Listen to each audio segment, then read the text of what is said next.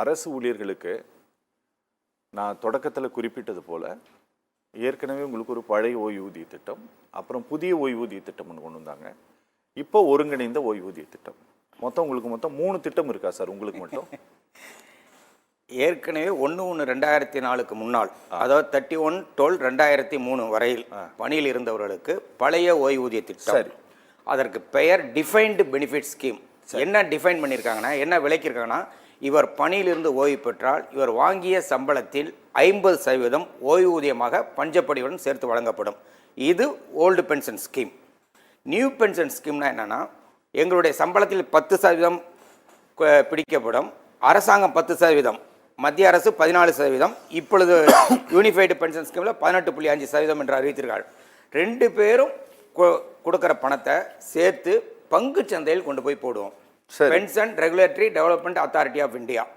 அதில் பல பேர் இருக்காங்க. ஆக்சிஸ் பேங்க் இருக்காங்க, ஐசிஐசிஐ இருக்காங்க, அதே மாதிரி எல்ஐசி இருக்காங்க, ஸ்டேட் பேங்க் ஆஃப் இந்தியா இருக்காங்க. இந்த ஃபண்டு மேனேஜர் எந்த ஃபண்டில் போடுறதுன்னு அவர் முடிவு பண்ணுவார். சரி, இதில் பழைய ஓய்வூதிய திட்டத்தில் என்ன எழுதியிருக்காங்கன்னா, என்ன கொடுக்கப்படும்னு எழுதியிருக்கிறான். புதிய ஓய்வூதிய திட்டத்தில் என்ன எழுதியிருக்காங்கன்னா, என்ன பிடிக்கப்படும் என்று எழுதியிருக்கான். இதுதான் அடிப்படை வித்தியாசம். அப்படி பிடிச்ச பணத்தை என்ன செய்யப்படும் என்பதை ஃபண்டு மேனேஜர் முடிவு பண்ணுவார். அந்த ஃபண்டு மேனேஜர் இன்வெஸ்ட் பண்ணதுக்கு அப்புறம், நான் இப்போ ரிட்டையர் ஆகிட்டேன்னு வச்சுங்க, நான் ரிட்டையர் ஆன உடனே சேர்ந்திருக்கிற பணத்தில் 60%, நான் சொல்கிறது சட்டம், பிஎஃப்ஆர்டி ஆக்ட் சொல்லுது, 60% என்னுடைய கையிலே கொடுக்கப்படும்.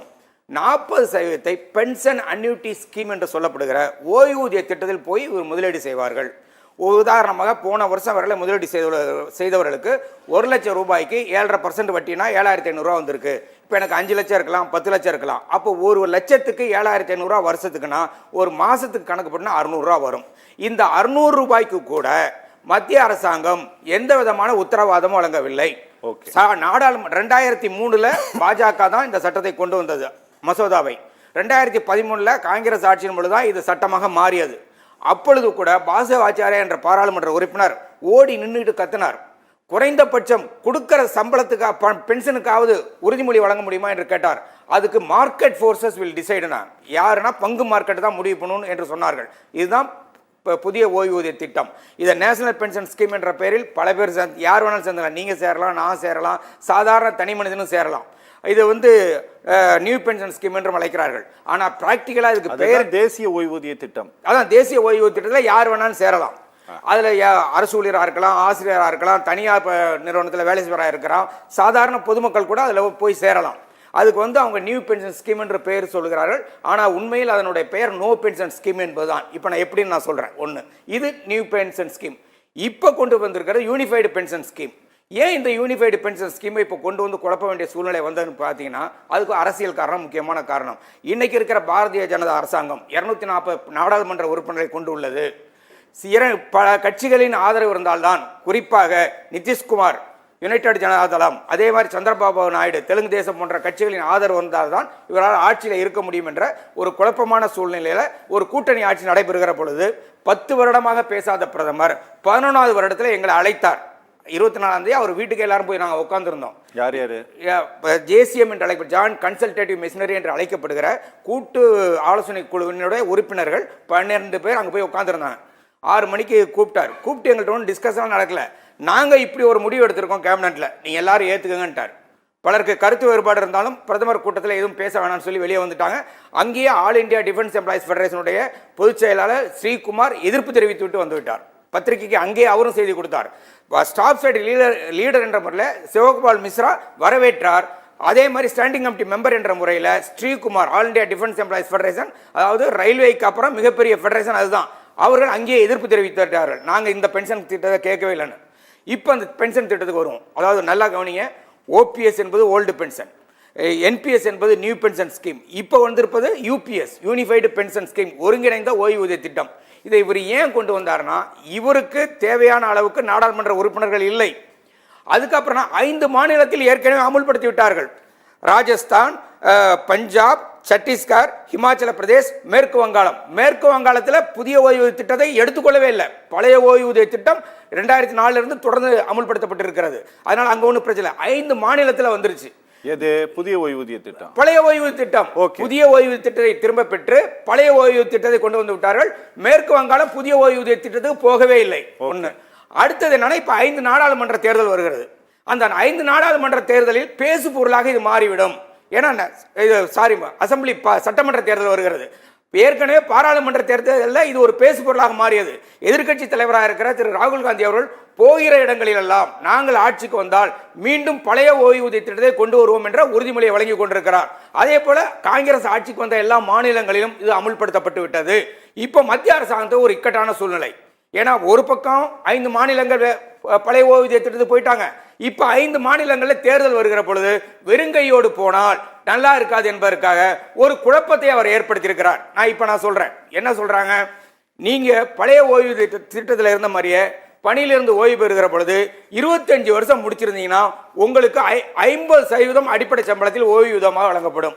இது ஓல்டு பென்ஷன் ஸ்கீம்ல இருக்கு, நல்லா கவனிங்க. அடுத்தது என்ன சொல்றாங்க, 10 வருஷம் சர்வீஸ் இருந்தா கூட உங்களுக்கு 10,000 ரூபாய் கொடுப்போங்கிறாங்க. அதே மாதிரி குடும்ப ஓய்வூதியம் 60% கொடுப்பேன்னு சொல்லியிருக்காங்க. இன்னொன்று என்ன சொல்லியிருக்காங்கன்னா, இன் அடிஷன் டு டிசிஆர்ஜி, பணிக்கொடை என்று சொல்லுவோம். எல்லாரும் ரிட்டையர் ஆனால் டிசிஆர்ஜியில் ஒரு வருஷத்துக்கும் 6 மாதத்துக்கு அரை மாத சம்பளம் சேர்த்து வச்சுட்டு வரணும். அந்த பணிக்கொடைக்கு இல்லாமல் in addition to டிசிஆர்ஜி a lump sum payment will be made to the central government employees. அது என்னன்னா, பணிக்கொடை மாதிரி 6 மாதம் அரை மாத சம்பளத்தை சேர்த்து வச்சிருந்து நான் ரிட்டையர் ஆகும்போது கொடுப்பேன்னு சொல்லியிருக்காங்க. இதுதான் அவங்க சொல்லியிருக்கிறது. ஆனால் இந்த பணம் எங்கேருந்து எடுத்து கொடுப்பீங்க? மத்திய அரசாங்கம் 18.5% கொடுப்பேன்னு சொல்லியிருக்காங்க. அவங்க பணம், ஏன் பணம் எல்லாம் சேர்த்து பங்குச்சந்தையில் போடுறோம், பிஎஃப்ஆர்டியில் இருக்குது. நான் ரிட்டையர் ஆனால் எனக்கு 60% கொடுப்பீங்க, 40% தான் பங்குச்சந்தையில் போய் போட்டு பென்ஷன் அன்யூட்டி ஸ்கீமில் போட்டு அதில் வர்ற வருமானத்தில் தான் நான் பென்ஷன் வாங்கினேன். இப்போ கேள்வி என்னன்னா, இது 18.5 ஆயிடுச்சு. ஏன் நீங்கள் என்பிஎஸ் அப்போ மாற்றல? என்பிஎஸ்லேருந்து சுவிட்ச் ஓவர் பண்ணி யூனிஃபார்ம்டு பென்ஷன் ஸ்கீமுக்கு வந்தீங்கன்னா, நல்லா கவனிங்க, அதாவது ஓல்டு பென்ஷன் இல்லை, நியூ பென்ஷன் இல்லை, யூனிஃபார்ம்டு பென்ஷன் ஸ்கீமுக்கு வந்தீங்கன்னா இதெல்லாம் உங்களுக்கு கிடைக்கும். இதுதான் சொல்லியிருக்காரு. அப்போ இதெல்லாம் சந்திப்பதற்கு, இந்த செலவுகளை சந்திப்பதற்கு பணம் எங்கே இருந்து வரும் என்றதான் கேள்வி. அதுக்கு என்ன பதில்னா, இன்னைக்கு பத்திரிகைகள்லாம் வந்திருக்கு, நாங்கள் போட்ட பணம் இருக்குல்ல 60% என்கிட்ட கொடுக்கணும். நீங்கள் ஒரு உதாரணமாக எடுத்துக்கோமே, ஒருத்தருக்கு 50,000 ரூபா சம்பளம்னு வச்சுங்க, அதில் 10% 5,000 ரூபா இல்லைங்களா? டிஏ வந்து 2,500 ரூபா, 7,500 ரூபா. கவர்மெண்ட் போடுறது அது கிட்டத்தட்ட ஒரு 5,000 வருங்க, 10,000 ரூபா போட்டு வர்றேன். எனக்கு 35 வருஷம் சர்வீஸ் முடியும் போது இந்த பணமே எனக்கு வந்து கிட்டத்தட்ட 1 கோடிக்கு வந்துடும். ஒரு கணக்கு போட்டு ரஃபா போட்டால் கூட 1 கோடிக்கு வந்துடும். அந்த 1 கோடியில் 60 லட்சத்தை என் கையில் கொடுத்தீங்கன்னா அது ஒரு பெரிய இன்வெஸ்ட்மெண்ட், அதுலேயே எனக்கு கொஞ்சம் பென்ஷன் வர்றாங்க. ஆனால் நீங்கள் 40% பிடிச்சிக்குவீங்க, 60% கொடுத்துருவீங்க. ஆனால் இப்போ என்னன்னா, it is a default mode of investment. Okay, what is default mode of investment கேட்டீங்கன்னா, 40% பங்கு சந்தையிலே இருக்கும், அது வந்து பென்ஷன் அன்யூட்டில இருக்கும், 60% நாங்க எடுத்துக்குவோம். அதாவது அந்த பணத்தில் இருந்து தான் இந்த செலவுகளை சந்திப்போம். இன்னைக்கு பிசினஸ் லைன் அதனுடைய கட்டுரை இதுதான் நாங்க எதிர்பார்த்ததும். அப்போ ஒரு புதுசா கொடுப்பது போல் கொடுத்து ஏமாற்றுகிறார். இதுல என்ன விவரம்னு பாத்தீங்கன்னா, எவ்வளவு பணம் இருக்குன்னா உங்களுக்கு ஆச்சரியமா இருக்கும். இந்திய நாட்டினுடைய கடன் 205 லட்சம் கோடி. இப்ப இந்த புதிய ஓய்வூதிய திட்டத்தில் சேர்ந்திருக்கிறவர்கள் மத்திய அரசு ஊழியர்கள் 26,51,000. ஆனா மத்திய அரசாங்கம் 31 மார்ச் கணக்கெடுத்து 23 லட்சம் சொல்லியிருக்காங்க. மாநில அரசு ஊழியர்கள் 67,11,370 பேர். தமிழ்நாடு அரசு ஊழியர்கள் அவங்க எந்த திட்டத்தில் சேரல, பிஎஃப்ஆர்டியில் சேரவே இல்லை, 6,14,175 பேர். மொத்தம் 99,77,165 பேர். மத்திய அரசாங்கத்தில் பிஎஃப்ஆர்டியில் இருக்கிற பணம் 3,47,269. மாநில அரசு ஊழியர்களின் பணம் 6,32,607. தமிழ்நாடு அரசு ஊழியர் ஆசிரியர் பணம் மட்டும் 73,574 கோடி. மொத்தமாக 10,53,858 கோடி பணம் இருக்குங்க. இந்த 10,53,858 கோடியில எங்க பணம் 60%. நல்லா ஞாபகம் வச்சுங்க, நான் சேர்த்து வைத்த பணம், அதுக்கு வட்டி எல்லாம் சேர்த்தா எவ்வளவு வரும் என்று கணக்கு போட்டு பாருங்கள். இது வந்து டிஃபேக்டோ இன்வெஸ்ட்மெண்டாக மாற்றப்படும். டிஃபேக்டோனா ஆட்டோமேட்டிக், நம்ம கேமராவிலே டிஃபேக்டோ செட்டிங்ஸ் இருக்கும். இதுல வந்து நீங்க ஒன்றும் சொல்ல வேண்டியது இல்லை. அதனாலதான் நீ நியூ பென்ஷனை விட்டு வர்றேன்னு சொல்லி எழுதி கொடு, இல்லைன்னா அந்த கட்டாயமே தேவையில்லை. இல்லை, இப்போ நியூ பென்ஷனும் தேவையில்லை, ஒருங்கிணைந்த ஓய்வூதிய திட்டமும் தேவையில்லை, பழைய பென்ஷன் திட்டத்தில் நான் வாங்கிட்டு இருக்கலாம். அதனால இது வந்து ஒரு ஆபத்தானது. என்னன்னா, இந்த 10,53,658 கோடி பணம் இருக்கு பாருங்க, இந்த பணம் பங்கு சந்தையில இருக்கு. அந்த பங்கு சந்தையில இருக்கிற பொழுது இந்த பணத்தை கார்பரேட் பயன்படுத்துவதற்கு உதவுகிறார். ஒண்ணு, இப்ப நான் ஒரு விஷயத்தை சொல்லிடுறதோட சேர்ந்து ஆந்திர பிரதேசல ஒரு பென்ஷன் ஸ்கீம் கொண்டு வந்தாங்க, கேரண்டீடு பென்ஷன் ஸ்கீம், QPS என்று எல்லாரும் சொல்லுவாங்க. அது என்னன்னா, 60% உங்க கையில கொடுத்துருவேன் நான். 40% மார்க்கெட்ல போய் நான் இன்வெஸ்ட் பண்ணுவேன். அந்த மார்க்கெட்ல நீங்க வாங்குற 50% ஓய்வூதியத்துக்கு குறைவாக வந்தால் எவ்வளவு குறைகிறதோ அவ்வளவு பணத்தை ஆந்திர அரசாங்கம் கொடுக்கும் என்று சொன்னார்கள். அப்ப ஒரு மாநில அரசாங்கமே அப்படி ஒரு முடிவு எடுத்திருக்கிற பொழுது இப்பொழுது மத்திய அரசாங்கம் எங்களுடைய பணத்திலேயே எங்களுக்கு ஓய்வூதியம் கொடுப்பேன் என்று சொல்லியிருக்கிறார்கள். இது ஒரு ஆபத்தானது, இது ஒரு கபட நாடகம் என்பதை நான் கூறிக்கொள்ள விரும்புகிறேன்.